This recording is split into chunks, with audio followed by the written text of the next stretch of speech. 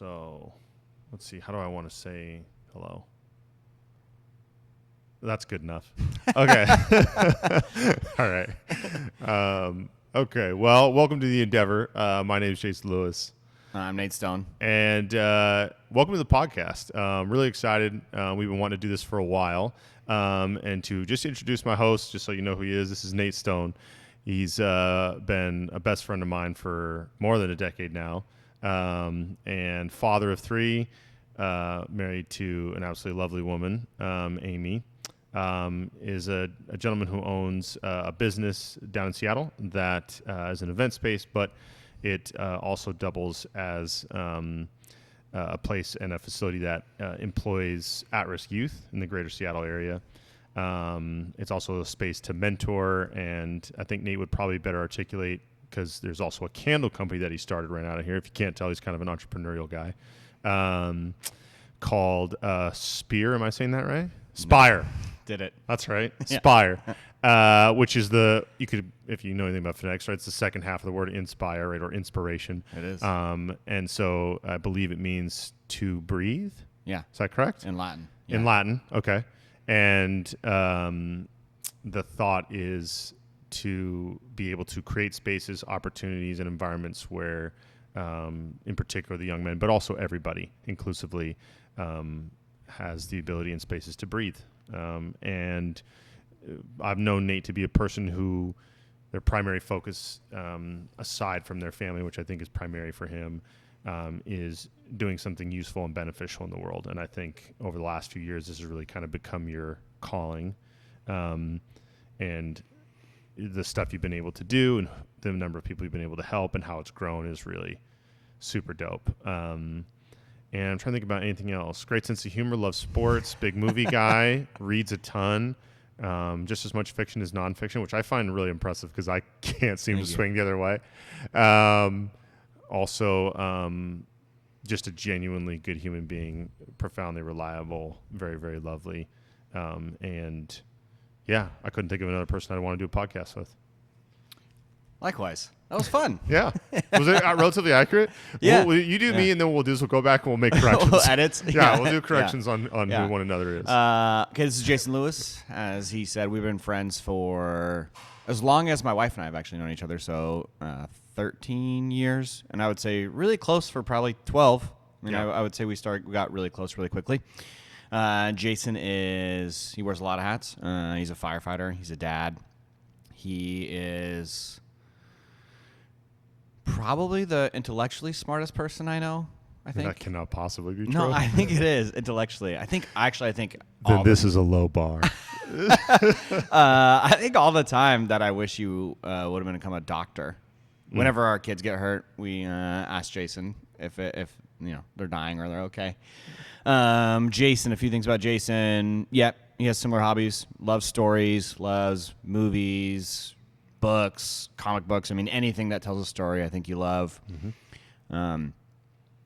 Loves your kid more than anything else. Mm-hmm. Loves kids in general. Mm-hmm. You really, really like kids. Our kids know Jay as Uncle Jay. They refer to him as Uncle Jay. And probably the closest, other than me, the closest non-dad male that they have in their life, probably, actually. If I start to whittle it down, I think so. They just know and trust you really well, so we trust him. That's a probably lot with our true kids. for Huck too. Really? Yeah, I would think that's probably true for him too. Because Yeah. we're not. I mean, other than like he has an uncle, Yeah. Aziz, but I would argue that he's a big fan of Uncle Nate every time. Yeah. A couple other things about Jay. He is the best encourager. You're the best encourager I know.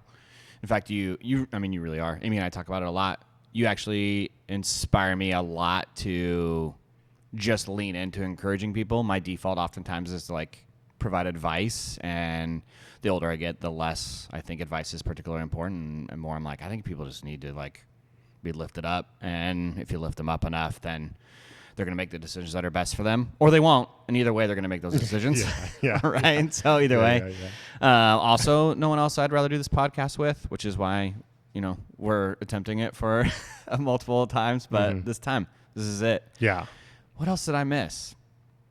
I think I think also additionally, and this is related to why we do the podcast, I think is in like the constant pursuit of relentlessly improving yourself. Not in like an optimization way, but in you just want to be a better dad, partner, friend, and I really respect that, and that's something I really want. I want to just continue getting better at all the things. What did I miss? I don't think anything else. I'm a gym nut. I'd say that's kind of one other weird thing. Yeah. Is I spend a shitload of time, probably too much time in the gym, I think. Other than that, no, I think everything else is pretty much on the nose. I think just for finer context, like been married, been divorced. Yeah. I just think there's some That wasn't how I wasn't going to put that in your bio for you. No, but I mean, I think it's also important just in this because like it's good to know who you're talking to. And I think that's a factor in how I see things and like, especially when it comes to relationships, whatever. If you follow the Enneagram or both Enneagram 8s, that's also important. We kind of have a similar interpretation or perspective on reality. And just how we move about the world. Yep, like exactly. Real strong sense for justice, really difficult for us to not speak up, even on us. And sometimes that's really good, and sometimes it'd be helpful for us to listen. Yeah. And so both have, I think, unique challenges based on our personalities when it comes to moving about the world, where we're like, hey, I did this thing. Have you ever done that? And you'll be like, oh, yeah. Or like, like I think I asked you a while back, and I was like, hey, man, do you ever feel like you're too much for people? And you just sent me like 8 ha-has. Yeah. Yeah. And I was like, I was like, yeah, man, that's like a norm. Yeah. No, but I think that's also part of why it's so fun to do it with you, just because of our different perspectives. Also, too, I'm black. That is, that's also true. No, but similar ages, and there's a lot of similarities, I think, too, which is also great because we have a lot of points to connect on and different things we don't. And so I think it's just always helpful to talk to you, which is why you're one of my primary people to go to for advice and things like that. And I think while I think we don't probably differ all that much spiritually, I think we value-wise are almost in lockstep on lots of things. And even in the areas, the spaces we disagree, the more I think about them, the more I'm like, we have the same values. We just approach them differently. It's like different sides of the same coin in some ways. But rarely are we like hugely disparate. I would say we disagree more about movies and maybe stories or something like that than we would about ideas of reality. And yet I think we are different enough that we challenge each other to at least include those kind of nuanced perspectives. And I think you're really good at that, is having a nuanced look at things, especially when given time. You're really, really skilled at that. But so we started the podcast, obviously, right? Like I made the manual a long time ago. I had been asked a lot to like make a podcast after I did the manual, and you and I had talked about doing a podcast for a really long time. And I think in such a way, just for me, like as I'd been going probably this last like year at least, I'd been just fidgeting internally, like creatively about like not knowing what I wanted to do, knowing I wanted to do something. I love talking. I love talking to people. I love the exchange of ideas and conversation. It's my primary way of feeling like I've spent my time well, which is so weird. But for me, conversation always feels so useful. And I just like connecting in that way. Doing like having experiences with people is always fun, like always means something to me. But like if we went to Fiji, I would be like, this is great. You know, your family, my family, we were kicking it. But I would look forward to probably the most having a drink on the beach and talking with you, like at, you know, or you know, going out surfing in the water and bullshit in between waves or something. That would probably be the part that I was the most looking forward to, and that's how it's always been with everybody. Have you ever been surfing? Yeah. Oh. Yeah. You're very bad at it. Yeah. No, I mean, I'm not good at it, but it's very fucking stressful. a blast. Yeah. Oh, I should try again. Yeah, I'm not a great swimmer. Okay. I mean, it is if you're if you're doing something like I'm not fucking surfing pipeline or anything. Like I'm not going to a named break. I should try again. Like I've never done that. I would die. Two of my biggest fears are open water and sharks, and so every time I get in there, I'm like, oh, these are I have no fear of sharks. How? I mean, because I've literally never been in close proximity to one, and all I've ever seen is like a video, and I guess I already know how rare the math is on it. Anyways, this is a total aside. Yeah, fears aren't particularly logical typically. Yeah. But this would apply for me as well. I've watched a lot of people pass away, not once from a shark. It does exist, but it is not a high number.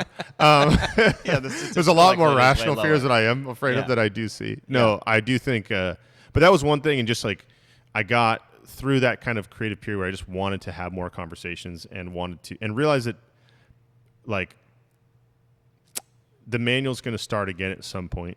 And I realized even in that it needed to touch a million more topics than just race, which is what it was founded on, because of the way individual people connect to different issues and have different compulsions based on life experience, their own trauma, their own heartbreak, or the things they just find uniquely compelling to participate in.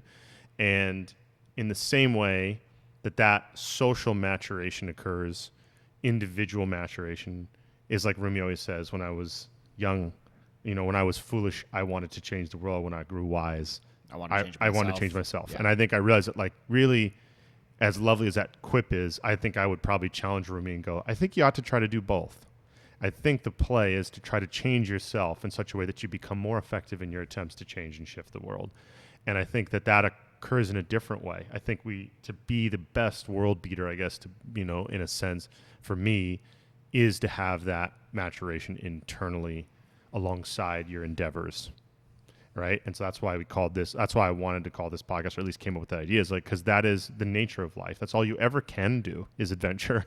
You have no guarantee of the next day. You have no guarantee of the next 15 minutes. And so every moment truly is, in some regard, an endeavor to make something come about, to connect to a person, to learn something, to grow, to accomplish something, right? There's always this pursuit and adventure, depending on how you view life.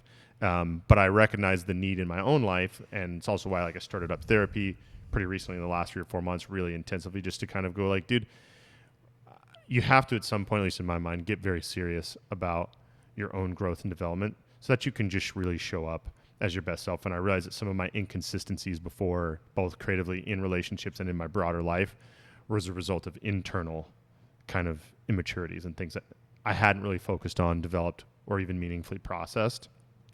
And so this podcast was less, like you said, a place that I wanted to make that was about, hey, we get the fucking optimal way to be. Yeah. And much more that it becomes a place to have genuine conversations about what things really work and what doesn't. Yeah. And the last thing I'll say on it is that I listened to the podcasts and I'm not shitting on them in full, but like I've listened to the Tim Ferrisses and the Joe Rogans and the, Speedmans and the Hubermans, and you name. There's a million. There's a lot of them, yeah. And I'm not tired. I'm not tired of them, and because I do think there's useful information there. But what I realized is, like, there isn't really a place I go where people are having more kind of internal conversations. It's very much about like those optimization things, and I don't have the time to have like an hour-long morning routine. Yeah, I can't do an ice bath every day coupled with a sauna, coupled with a gym thing and a meditation and deep work writing and beta wave listening and fancy diets. Like, I just really can't. I don't think that's most people, but I do think most people have that desire to do something good in the world and to do something good in their own lives. And I hope that what the Endeavor does is invite people on that journey of that holistic process of, like, how do we do both things? How do we do the cathedral as you do? And how do you also love your girls and your wife? How do you remain a great friend and also have boundaries for yourself? How do you know what I mean? And these are the things I think most human beings are still battling, whether you have $1 billion or not, whether you get the hour-long morning routine or otherwise. You're not exempt from that pursuit, and it could always be done better. So that was my hope and my desire in doing it, and also why I asked you, because I think you have a lot to add in that area. Why did you want to do it collectively with me, and what sounded interesting to you about you? Yeah, I think, at the risk of sounding like self-praising, I think our conversations are interesting, like, objectively. I'm like, I think we talk about interesting stuff, or at least it's interesting to me, and I think could be interesting to a swath of people, and potentially helpful.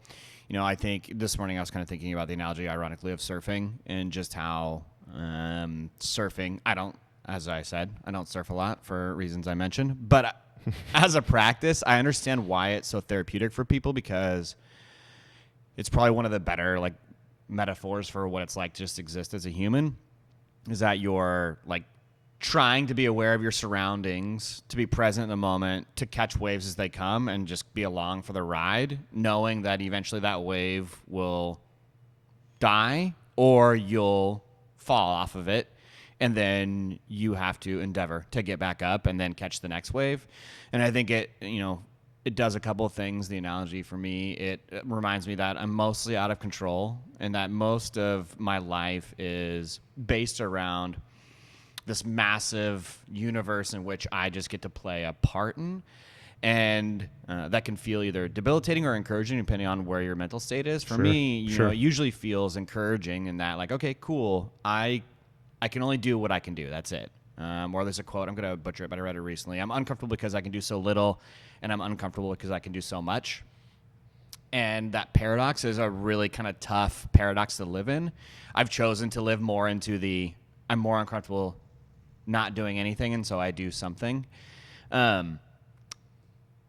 And then I also think that everyone is surfing, but some people think that they're swimming. And so they're just like treading water. And instead of like enjoying the waves as they come and then getting back, they're just kind of waiting for the waves to stop. Right. And they just trying don't. to quell the ocean. Yeah. You're like, and just it's be still. Yes. And it's impossible, right? Sure. All you're going to do is wear yourself out and eventually drown, right? And so, you know, when we came up with the name for the candles, Spire, to breathe, I think it dawned on me at a certain point that ultimately when I'm feeling the healthiest version of myself is when I find these environments. Sometimes they're spaces, sometimes like physical spaces, sometimes they're moments that give me the room to just feel like I can breathe. I feel like a lot of my life, if I'm really honest, like people talk about having anxiety a lot, and I think the reality is everyone has a level of anxiety because you wouldn't have existed still because you would have died. Because you need a certain level of anxiety in order to survive. That's evolution, right? So that term anxiety gets thrown around a lot, and a lot of people have. It's a spectrum, right? So a lot of people have different varieties of anxiety. Sure. But we're all walking around with a little bit of level of anxiety, and I rarely feel my heart like slow to a rest, if that makes sense. And every once in a while, I get these moments. It's usually with my kids. Sometimes it's in a conversation. Sometimes it's with my wife on a date. Sometimes it's me by myself, like going for a walk or sitting on a park bench or listening to, as corny as it sounds, like the wind and the leaves. But every once in a while I get these moments where I feel like I can breathe. And those are the moments that I feel the most myself, the most like in tune with. Connected. Yeah, I just feel different. It's even hard to explain. It's almost like I'm floating. And again, it's usually with my kids where I feel like they're like these almost out-of-body experiences where you feel like you're observing yourself in the moment. Yeah. And there's a level of like calmness and joy that comes with it. Yeah. And that's a lot of fluff to say. I found myself at, approaching 40, trying to find those moments for myself more and then create those moments for others as much as I can.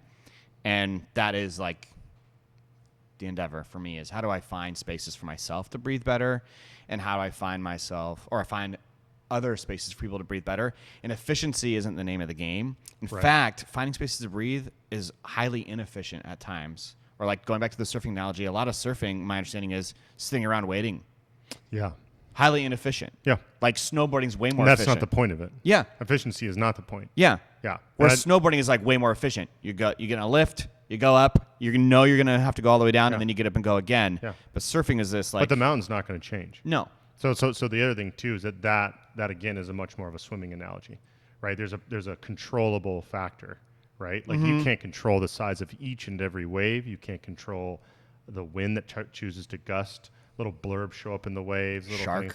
Yeah, a shark, right? But the point is like, yeah, you're right. That I think that's the point of it isn't efficiency, and I think even that right is the reason we call it the endeavor and not the destination. is that no one's really got there. No one gets there, like in the sense of no one answers all the questions, gets it all squared away before they tragically have to leave. We just don't live long enough. Yeah. And that's the last wave. If that is even theoretically attainable, right? Yeah. So, but I think that's the point is like the game then is more about how do you endeavor well? How do you surf well, right? What's the technique you need to employ so that you can maximize that space to breathe? You can maximize that experience on the water so that when you are in the moment of surrender that occurs, right? I've never been in a barrel. That's like a lifetime dream.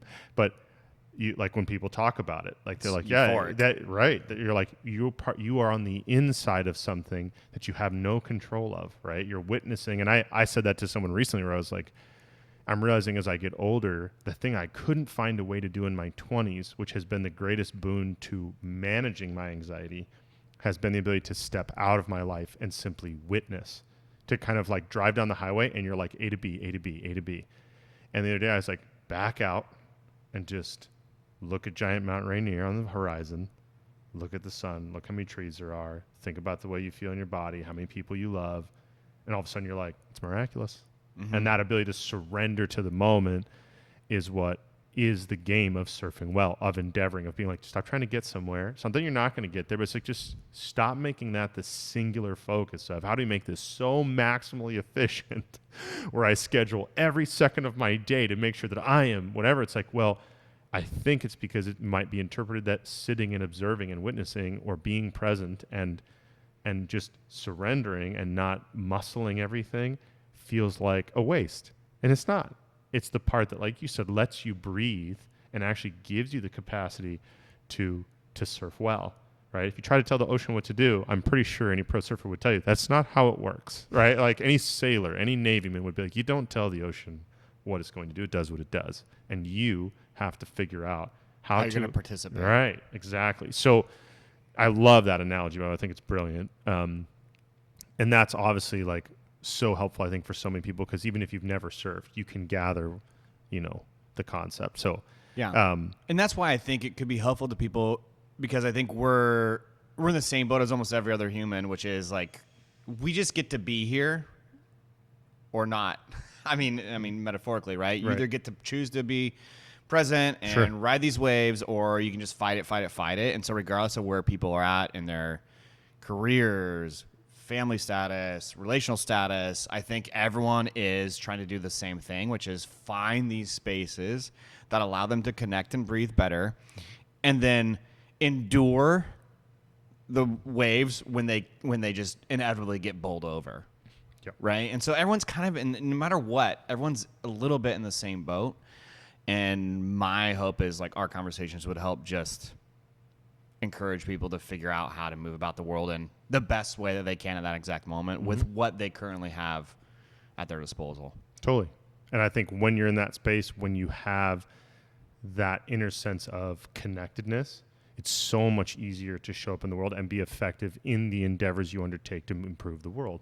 Because you can't give what you don't have. Mm-hmm. And when you have a modicum of peace, you have something to give somebody, right? When you have a modicum of hope, you can offer that. When you have a modicum of strength, you can lend it, right? But when you don't have those things, when you are so locked in efficiency and execution and performance, well, you're always on that razor thin edge of if it goes perfectly or if it doesn't. And that's a really transient emotional and psychological place to be. Yeah. And I think that's a very ineffective person. Yeah. You know what I mean? Yeah. I think when you more durable and things go wrong, and when you see some of the greatest executors in the world, be they businessmen, artists, performers, speakers, or even just people in the broader world, they're the masters of pivoting. That's what they are. They're the masters of going, oh, new wave. Okay, well, this is how we got this, right? Because they have that sense of peace and that ability to kind of know, I can resolve this, and it doesn't require me to have every answer. I don't have to know the whole path, and I don't have to have everything squared away perfectly. But I know enough of myself, and I have enough things going on in here that are good, that I have the resources to be able to fix this and to manage it. And that's the people I see the most adept at life. Yeah, and they know the game, right? Again, we're sticking with this analogy a lot, but like if you think what you're supposed to be doing is swimming instead of surfing, then like you're just going to keep on getting hit by the waves. And sometimes you just need someone. I feel like I've needed this in my life. Someone to be like, your foot's attached to a surfboard. Yeah. You don't even have to surf, but it's going to be a hell of a lot easier if you just like sit on it, like for a minute. Yeah, take a rest. Hop up on there. Yeah, sure. Take a rest. Sure. And so, I think there's a lot of people, like I said, that they think that they're supposed to be swimming when they're supposed to be surfing, and so they're killing themselves in some ways, in real ways, to do a thing that they're not supposed to be doing, when if they just would look up, I think a lot of us are kind of sleepwalking, and sometimes you just need to be kind of shaken awake and to be like, hey, whoa, what are you doing? There's a surfboard, just hop on, take a rest. And then you're looking for guides. That's what I spend a lot of my time doing. Right, as as I'm like figuring this life thing out, I just look for a lot of guides, which is why I like reading. It's why I like reading a lot of nonfiction, like you mentioned earlier, because nonfiction, those are our version of guides, because we don't have tribes. So like once upon a time you'd have a tribe, and they still exist, just in America. It's yeah. It's not that thing. And so this is what we're talking about in so many ways as we jump into our conversations and pod. But you would have these elders, these wise men, that you'd be like, I got a thing I got to talk about. I'm going to go talk to Jeff, and Elder Jeff would be like, oh, this I've seen this before. This is what's happening, and they could walk you through it. We have those for our careers, but not for our like innermost beings. Yeah, exactly. People are like, hey, I know what you got to do for your resume, and this is how you climb the ladder. Yeah.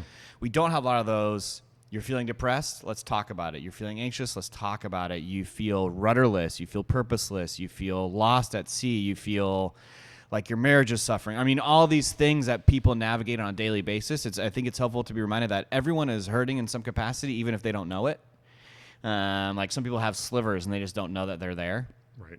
So everyone's hurting in some capacity, and so we don't have those types of built-in elder type of systems, and so we need things like this to help activate people to talk about like the innermost beings in a way that they're not just, because I love therapy, we both go to therapy, but in a way that is they can listen to it on a run or walking down the street And or that's in the also car. communal. Yeah, that too. I think there's a big factor. A different tribe. That's the point of not having the tribe. It's like really a burden. Is like you talked about the guides. That was the ability back in the day. Was like, I'm going to go talk to elder whatever, and because they've walked a little bit further, and they're easy for me to reach, and they're open to it because they see it as a part of being connected in a community. It's like, of course these young dudes are trying to figure some shit out. Of course they feel lost. Yeah. I remember that feeling. 100%. But it's just not that way. And so I think that's what we hope to create. I'm really glad you're doing it with me, man. And Me too. I'm glad that we're finally doing it, and it's the sole focus of everything I'm doing right now. So I'm pumped. And also to anyone listening, like, glad to have you here. And we hope you enjoy all the conversations we have, and we hope that what we offer is useful and beneficial for you. Yeah, with like a level of, this is something I'm working on, like humility. Oh, like God. we have neither one of us has, I feel like Jay and I, right before this, we're having a conversation about some stuff I'm processing, and I feel like I'm with, as we talk about riding the wave, like I'm with anyone who's listening. I'm like, took a lot of salt water in the mouth. Yeah.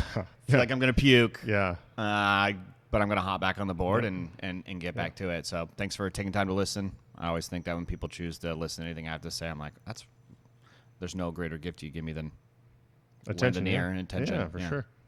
Well, let's get into it. Okay. Sweet.